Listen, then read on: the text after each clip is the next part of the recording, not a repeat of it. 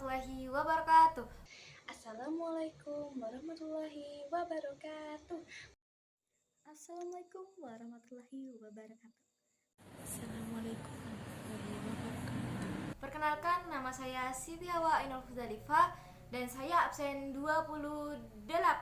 Perkenalkan, nama saya Farina Nora Ramadhani, absen 13. Perkenalkan, nama saya Siti Jumaidah Fitriah, nomor absen 29. Perkenalkan, nama saya Syifa Dinari dari kelas 8B, absen 5. Salahuddin Al-Ayyubiyah merupakan orang yang taat kepada aturan Allah atau aturan Islam. Yang kedua, beliau juga taat kepada keadilan dan menjunjung tinggi keadilan. Yang ketiga, beliau adalah orang yang baik hati, murah hati, sama aja sih sebenarnya. Cuman ya biar nambah-nambah waktu aja ya. Salahuddin Al-Ayyubiyah merupakan seseorang yang berkarakter pemberani, tegas, kesatria, sederhana, rendah hati. Beliau meskipun sudah menjadi raja dan juga sudah memenangkan banyak sekali peperangan, beliau tetap rendah hati dan mau menyapa rakyatnya. Selama kepemimpinan Salahuddin Al-Ayyubiyah, beliau mendapatkan ujian atau bisa kita sebut sebagai cobaan atau apapun itu, yaitu diantaranya pemberontakan, peperangan, dan ketidaksamaan pemikiran. Salahuddin Al-Ayyubiyah merupakan tokoh pertama yang mendirikan dinasti Ayyubiyah, dan beliau juga mempelajari beberapa ilmu seperti ilmu politik, ilmu keagamaan. Ilmu keagamaan diantaranya adalah tafsir, fikih, hadis, kalam atau kita bisa sebut juga Al-Quran. Dan pelajaran politik dia dapatkan secara langsung dari gubernur pada saat remaja. Perjanjian damai dilakukan oleh Salahuddin Al-Ayyubiyah menggunakan cara yaitu menikahkan adiknya kepada seorang laki-laki bangsa Eropa. Salahuddin Al-Ayyubiyah wafat pada 27 Safar 589 Hijriah pada usia 57 tahun. Sebelum wafat, Salahuddin telah meminta Syekh Abu Ja'far, seorang yang waro, untuk menemaninya di... Emang harus gini ya bacanya? Salahuddin Al-Ayyubiyah memimpin selama 25 tahun di dinasti Ayyubiyah, atau bisa kita sebut juga sebagai kerajaan Ayyubiyah. Salahuddin menguasai atau menjadi raja di kerajaan atau dinasti Abbasiyah selama 25 tahun, dan pemberontakan dilakukan oleh Nasrani atau bangsa Nasrani. Perang ini disebut Perang Hittin atau perang yang terjadi karena Nasrani dan Yahudi yang ingin meruntuhkan kerajaan Al-Ayyubiyah dan ingin menguasai Baitul Maqdis. Salahuddin merupakan seorang muslim yang penyabar, baik hati, amanah, dan selama kepemimpinan Salahuddin Al-Ayyubiyah, beliau mendapatkan ujian atau bisa kita sebut sebagai cobaan atau apapun itu, yaitu diantaranya pemberontakan, peperangan, dan ketidaksamaan pemikiran. Salahuddin dikenal sangat menyayangi anak yatim dan juga orang tua yang miskin. Beliau sangat-sangat menyayangi mereka dan beliau juga menyantuni mereka sering sekali. Salahuddin Al-Ayyubiyah merupakan seseorang yang berkarakter pemberani, tegas, kesatria, sederhana, rendah hati.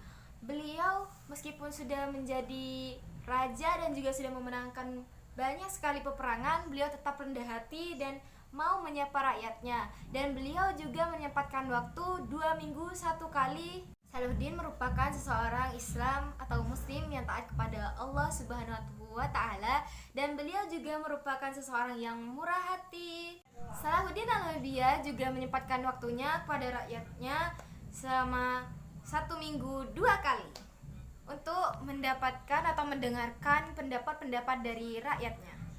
Selama kepemimpinan Salahuddin Al-Ayyubiyah terjadi pemberontakan yang dilakukan oleh bangsa Nasrani atau kaum Nasrani. Mengapa hal tersebut terjadi? Karena bangsa Nasrani atau kaum Nasrani ingin merebut Baitul Maqdis serta meruntuhkan kerajaan Ayyubiyah. Pada tahun 503 Hijriah, pasukan salib telah berhasil mengalahkan Tripoli.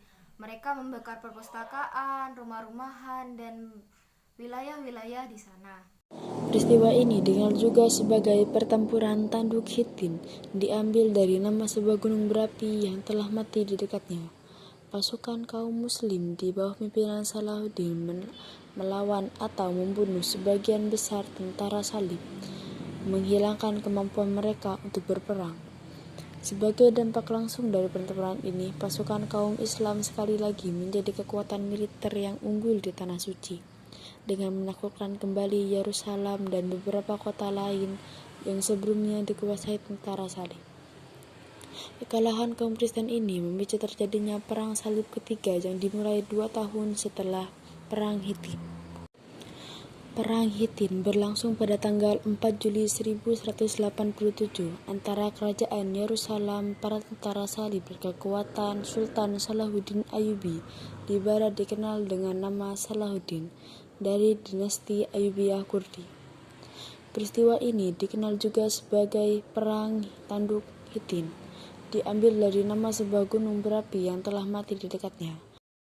Pada tahun 1096, sebuah pasukan salib yang dipimpin oleh Walter dapat ditundukkan oleh kekuatan Nasrani Bulgaria. Kemudian Peter yang memimpin kelompok 2 perang salib melewati Hongaria dan Bulgaria. Pasukan ini berhasil menghancurkan setiap kekuatan yang menghalanginya. Seljuk Romawi berhasil dan bahkan sebagian berkenan ingin masuk Islam dan sebagiannya nyawanya diambil dalam peperangan ini. Dengan direbutnya kembali kota Edessa oleh pasukan muslim, tokoh-tokoh Nasrani dilanda rasa cemas. Seruan tersebut membuka gerakan Perang Salib kedua dalam sejarah Eropa. Tidak lama dalam mengalahkan pasukan salib, ia berhasil menduduki Banting Seremia dan merebut kota Apamea dan Jocelyn.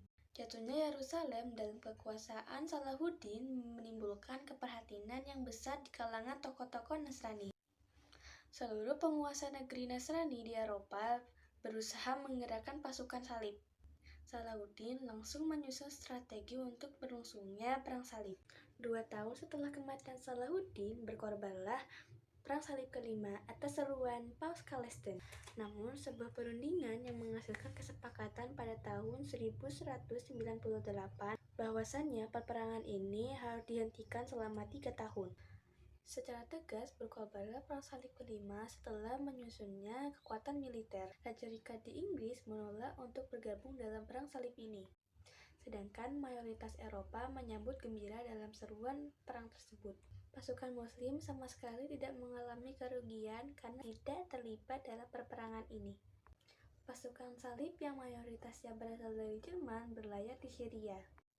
Mereka terserang wabah penyakit dan kekuatannya hanya tinggal sebagian. Mereka menuju kota Mesir dan mengepung di kota Dimyat. Akibat serangan pasukan Ayyubiyah yang selama terus-menerus, mereka terdesak dan terpaksa menuju jalan damai.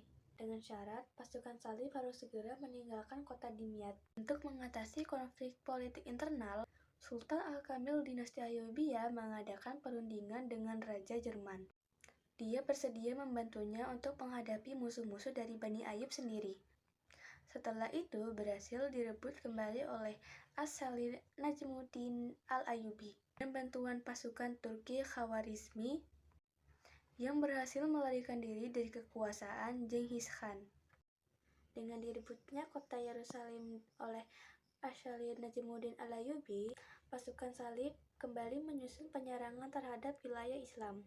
Mereka mendarat di Dimyat tanpa perlawanan yang berat. Mereka mengalami kesulitan karena arus deras sungai yang sangat tinggi. Dan mereka juga tertular wabah penyakit sehingga pasukan salib dapat dimusnahkan dengan cara mudah. Pasukan salib ini dihancurkan oleh Khalifah Turansyah.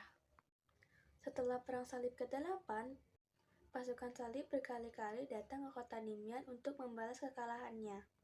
Namun, itu semua terhalang oleh kegagalannya. Salahuddin wafat pada hari Rabu 27 Safar 589 Hijriah pada usia 57 tahun.